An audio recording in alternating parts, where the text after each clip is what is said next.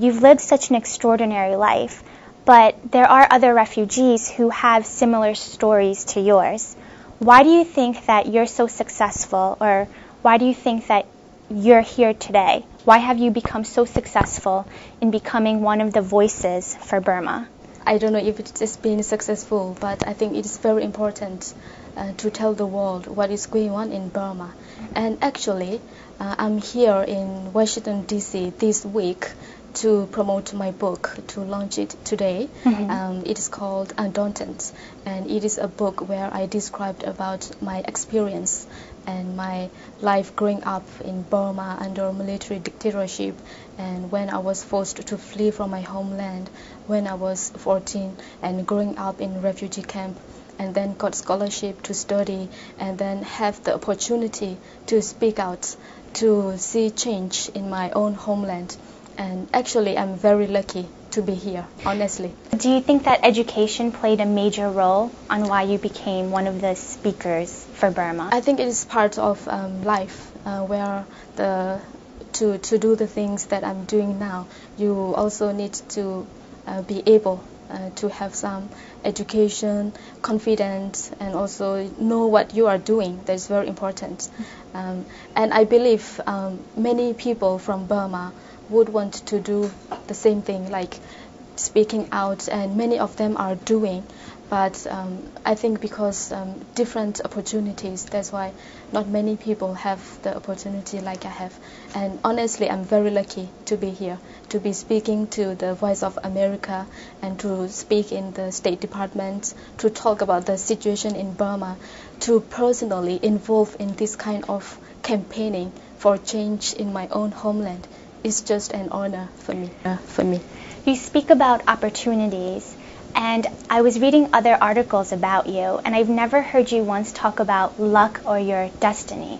But do you believe that it's somewhat attributed to luck or your destiny of why you're here, why you're in the United States talking about Burma, why you're in the UK campaigning for Burma's freedom? I think this is the combination of luck, destiny, and personal commitment as well.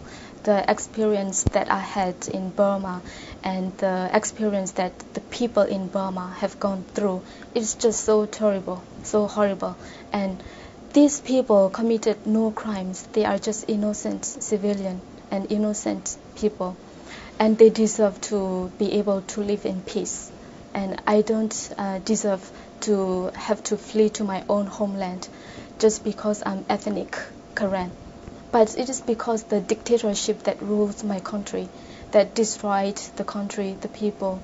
And this is very important that we, who are the victims, have to speak out. And I can see many people from Burma, they start speaking out, and they are not just the victim anymore, and they are doing the work to see change, to see human rights and democracy in Burma.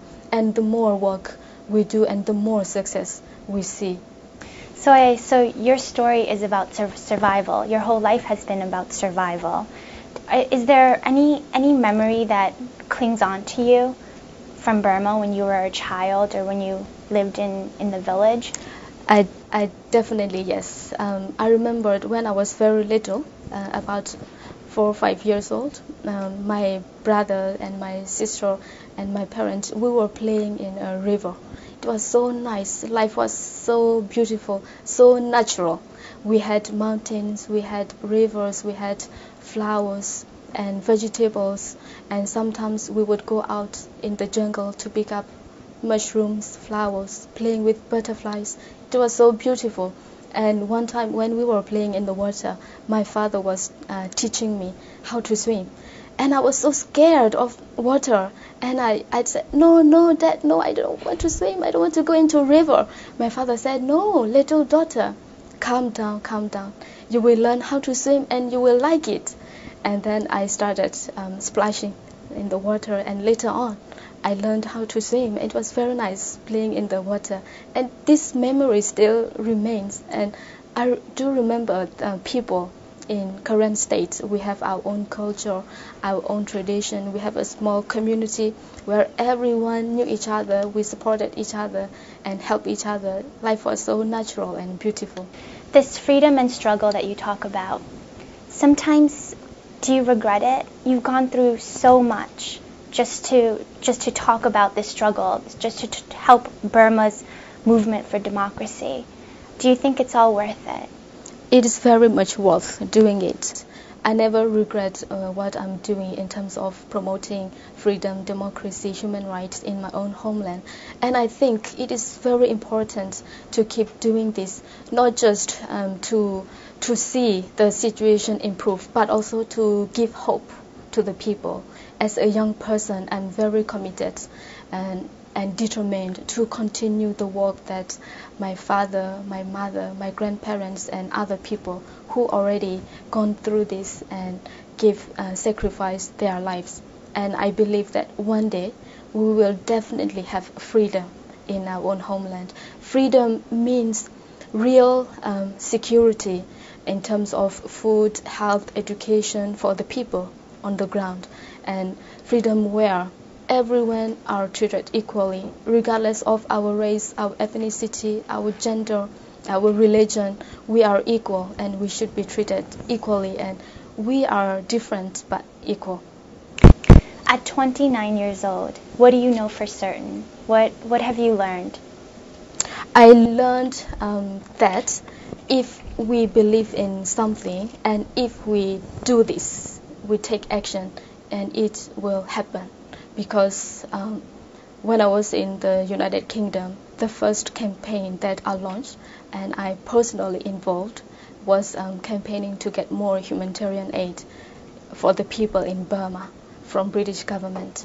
And we launched it in 2007, and we were successful, and we got British government to double humanitarian aid in Burma, saving thousands and thousands of people's lives.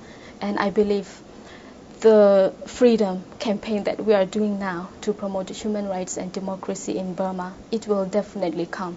But it will take time, and we have to be patient. We have to work harder. Just wait and see is not enough. We have to personally involve.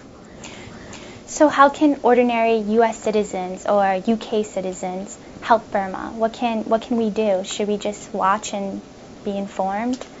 You can write to President Obama to take stronger action on Burma. You can write to your representative, the Congress or the Senate, asking for more stronger actions against the dictatorship in Burma.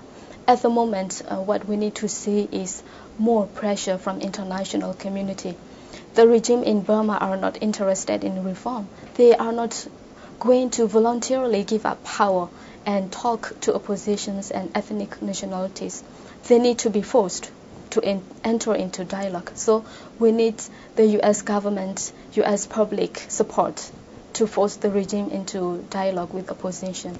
And we need to see U.S. government to push for a commission of inquiry into war crimes and crimes against humanity committed by the dictatorships in Burma.